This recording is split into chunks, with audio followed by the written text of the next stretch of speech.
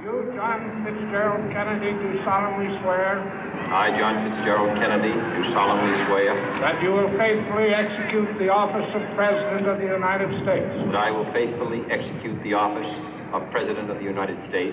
And will, to the best of your ability. And will, to the best of my ability. Preserve, protect, and defend the Constitution of the United States. Preserve, protect, and defend the Constitution of the United States. So help you God. So help me God.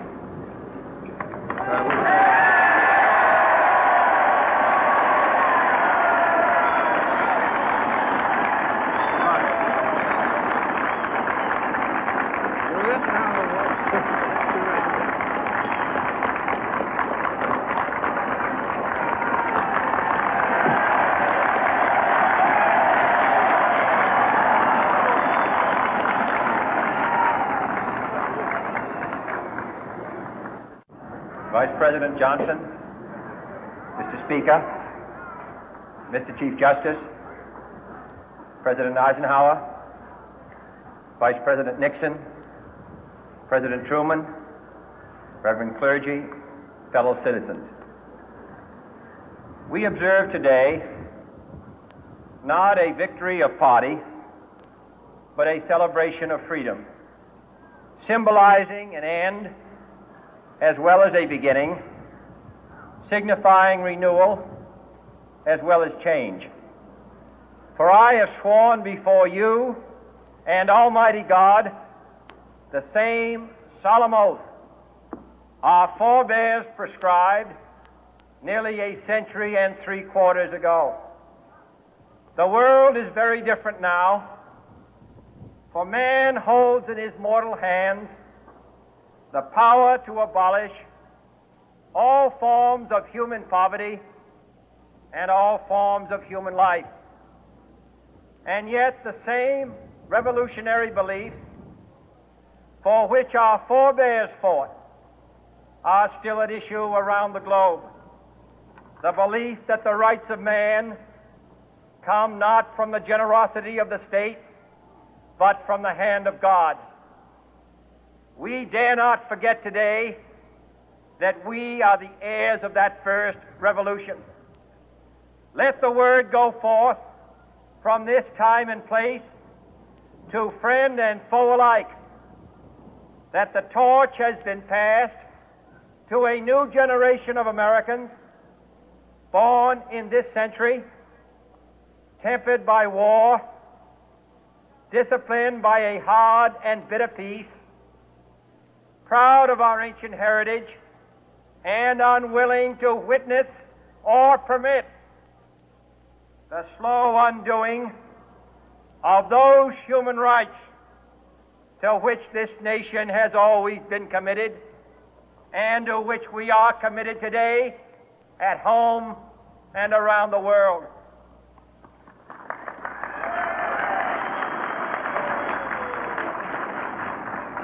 Let every nation know, whether it wishes us well or ill, that we shall pay any price, bear any burden, meet any hardship, support any friend, oppose any foe to assure the survival and the success of liberty.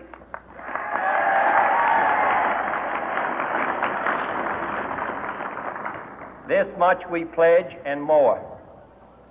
To those old allies whose cultural and spiritual origins we share, we pledge the loyalty of faithful friends.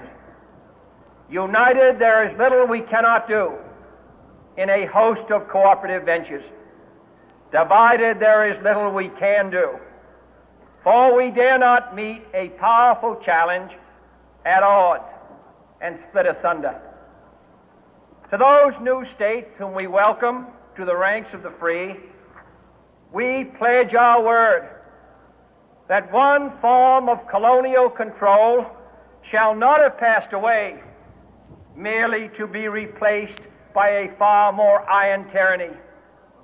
We shall not always expect to find them supporting our view, but we shall always hope to find them strongly supporting their own freedom, and to remember that in the past, those who foolishly sought power by riding the back of the tiger ended up inside.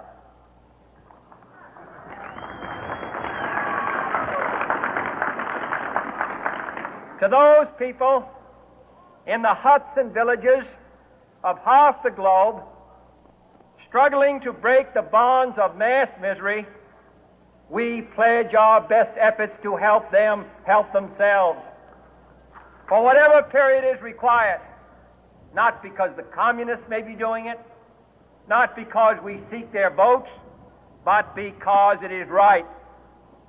If a free society cannot help the many who are poor, it cannot save the few who are rich.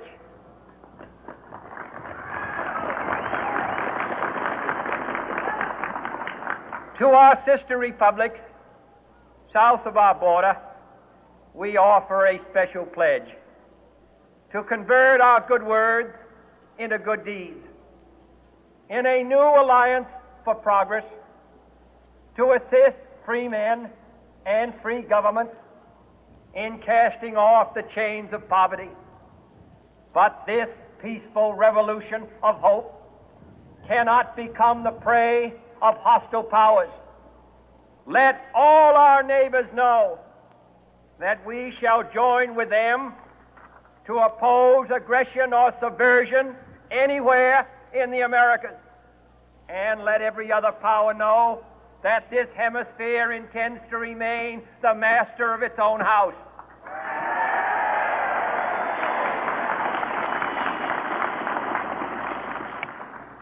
To that World Assembly of Sovereign States, the United Nations, our last best hope, in an age where the instruments of war have far outpaced the instruments of peace, we renew our pledge of support to prevent it from becoming merely a forum for invective, to strengthen its shield of the new and the weak, and to enlarge the area in which its writ may run.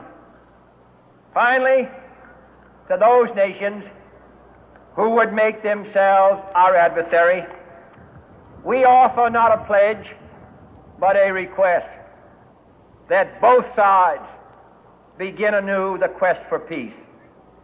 Before the dark powers of destruction, unleashed by science, engulf all humanity in planned or accidental self-destruction, we dare not tempt them with weakness, for only when our arms are sufficient beyond doubt can we be certain beyond doubt that they will never be employed.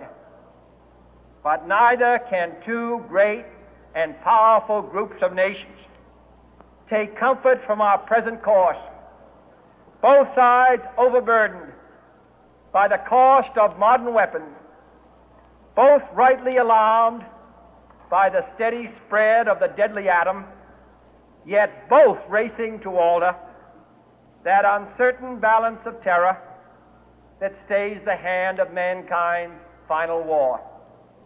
So let us begin anew, remembering on both sides that civility is not a sign of weakness, and sincerity is always subject to proof. Let us never negotiate out of fear, but let us never fear to negotiate.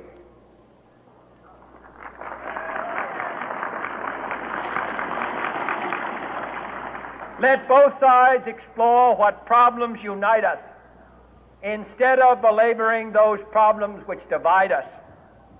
Let both sides, for the first time, formulate serious and precise proposals for the inspection and control of arms, and bring the absolute power to destroy other nations under the absolute control of all nations.